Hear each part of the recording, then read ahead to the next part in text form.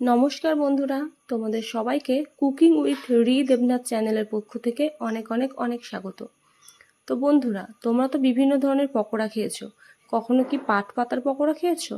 যদি না খেয়ে থাকো তাহলে আজকের ভিডিওটা দেখে নাও। তো চলো আর দেরি না করে রেসিপিটা শুরু করব। তবে তার আগে একটা ছোট্ট অনুরোধ, যেসব বন্ধুরা আমার চ্যানেলে নতুন তারা প্লিজ চ্যানেলটা সাবস্ক্রাইব করে রেখো এরকম ধরনের আরও ভিডিও দেখার জন্য। আর পাশে থাকা বেল আইকনের অল নোটিফিকেশন অপশনটা অন করে রেখো, যাতে আমি যখনই কোনো নতুন ভিডিও আপলোড করব তার নোটিফিকেশন সবার আগে তোমার কাছে পৌঁছয়। আর আমার যে সমস্ত বন্ধুরা আমার চ্যানেলটা অলরেডি সাবস্ক্রাইব করে রেখেছো তাদেরকে অনেক অনেক অনেক ধন্যবাদ।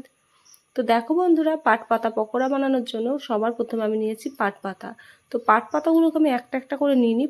পাট পাতার যে ডগাগুলো মানে আগাগুলো সেগুলোকে আমি কেটে নিয়েছি। এই পাট পাতার আগাগুলোকে দিয়ে আজ আমি তোমাদের পাট পাতার পকোড়া বানিয়ে দেখাবো। তো তার জন্য বেশ কিছু আমি এরকম আগা কেটে নিয়েছি।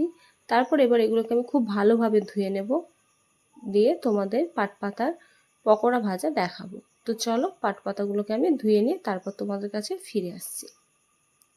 তো দেখো বন্ধুরা, পাট পাতা আমাদের ধোয়া হয়ে গেছে। এবার ব্যাটারটা আমরা তৈরি করব।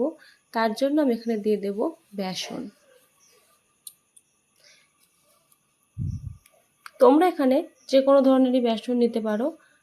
আমি দেখো বেসন নিয়ে নিয়েছি। তো বেসন নেওয়ার পর আমি এখানে দিয়ে দেবো স্বাদ মতো নুন, আর দেব সামান্য কয়েকটা জোয়ান। জোয়ান দিলে কিন্তু টেস্ট অনেক ভালো হয়। তোমরা চাইলে এখানে কালো জিরেও দিতে পারো।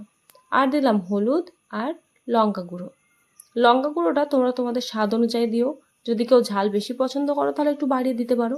তো তারপর সমস্ত শুকনো উপকরণগুলো ভালো করে মিশিয়ে নিয়ে এর মধ্যে আমি দিয়ে দেব জল। একবারে অনেক জল দেবে না বন্ধুরা, বেশি জল একবারে দিয়ে দিলে ব্যাটারটা যদি পাতলা হয়ে যায় তাহলে ভালো লাগবে না। তো চলো অল্প অল্প জল দিয়ে আমি ব্যাটারটাকে খুব ভালোভাবে মাখিয়ে নেব। তোমরা দেখতেই পাচ্ছ বন্ধুরা, আমি ব্যাটারটাকে খুব ভালোভাবে চামচের সাহায্যে ফেটিয়ে নিচ্ছি। এভাবে ফেটিয়ে নিলে কি হয়, আমাদের যে কোনো পকোড়া বলো খুব ভালোই তৈরি হয়। ওই জন্য আমি অল্প অল্প করে জল দিচ্ছি আর বেসনটাকে খুব ভালোভাবে ফেটিয়ে নিচ্ছি। তো চলো বেসনটাকে ভালো করে গুলে নিয়ে তারপর আমি তোমাদের দেখাচ্ছি এর কনসিস্টেন্সিটা ঠিক কীরকম হয়েছে।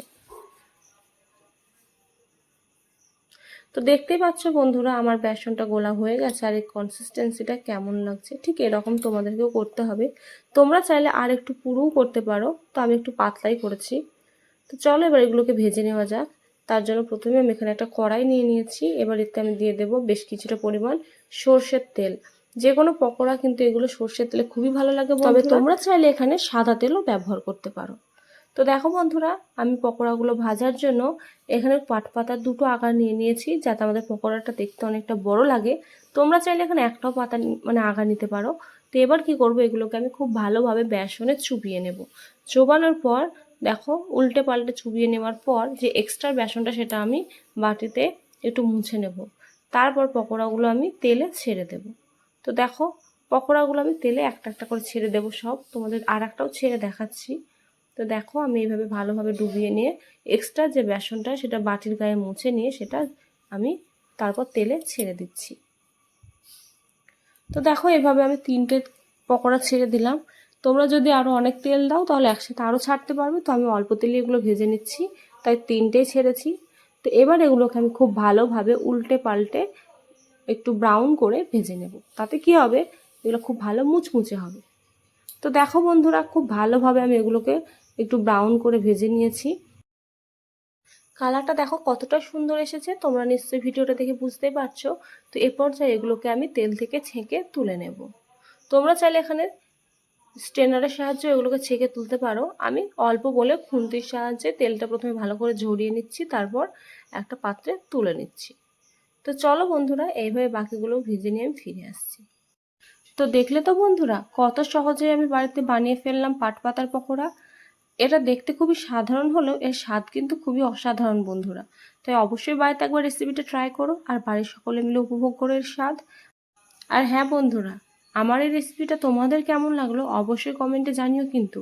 আর এই ভিডিওটা তোমার বন্ধুদের সাথেও শেয়ার করে তাদেরকেও দেখার সুযোগ করে দিও। আর এই ভিডিও রিলেটেড যদি কোনো রকম সমস্যা তোমাদের থাকে বা কোনো রকম প্রশ্ন তোমাদের থাকে তাহলে আমাকে কমেন্ট করো, আমি অবশ্যই চেষ্টা করব সেই সমস্ত প্রশ্নের উত্তর দেওয়ার। আজ এই পর্যন্তই, আবার দেখা হবে নেক্সট ভিডিওয়। ততক্ষণ সবাই ভালো থেকো, সুস্থ থেকো, বাই।